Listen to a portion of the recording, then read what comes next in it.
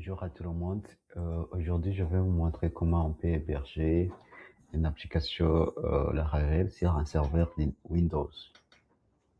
Donc, il faut avoir d'abord Apache install. Pour ce qui l'exemple démarre bien et MySQL. Pour le démarrer, je viens qu'à ouvrir ici. Ok, on attend que MySQL se lance et puis on a dans XAMPP, dans le dossier XAMPP, exemple, on vérifie, on a HTTP Docs. Moi, je vais héberger cette application-là. Ça, c'est avec une structure Laravel.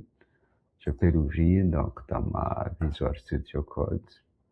Et puis, je crois qu'on regarde aussi que si ça peut se lancer directement pour vérifier. Je crois qu'il va retrouver. Donc, au lieu de le lancer sur le port 8000, je vais le lancer par le port par défaut 80. Comment je peux le faire? Et je ne fais qu'aller ici dans le dossier de téléchargement tout simple. C'est par exemple, j'entre dans le dossier Apache. Et dans le dossier Apache, je cherche le dossier config. Et puis dans config, je cherche extra. Et dans extra, je vérifie que les HTTP virus, le fichier existe et je fais un clic droit. Et j'ouvre ça avec mon éditeur, c'est Visual Studio Code. Ok, avant de faire les changements, je vais vous montrer ce qui démarre sur mon port 80.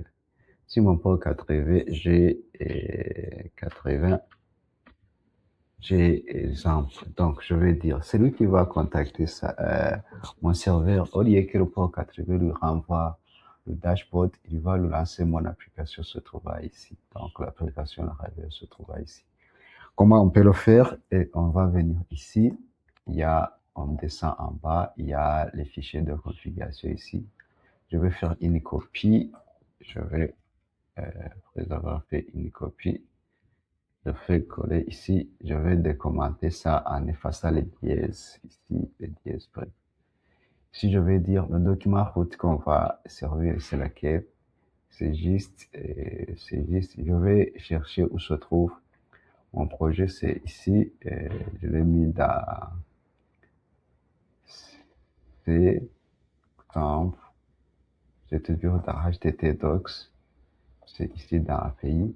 Je vais faire entrer dans le public. Je vais faire une copie de ce lien en faisant un clic droit, copier. Je reviens ici, je vais coller ça. Ok, c'est fini. Je peux changer les backslash en slash comme ça. Sauf qu'on peut définir où les logs vont s'écrire en commentaire error log et puis aussi en commentaire ça. Sinon, ça peut faire l'affaire. Ici, je reviens ici et je vais arrêter. Je vais redémarrer. Je sur mon port 80. Voilà, ici en 2 ou 3 mouvements, on a pu changer et il va se lancer sur.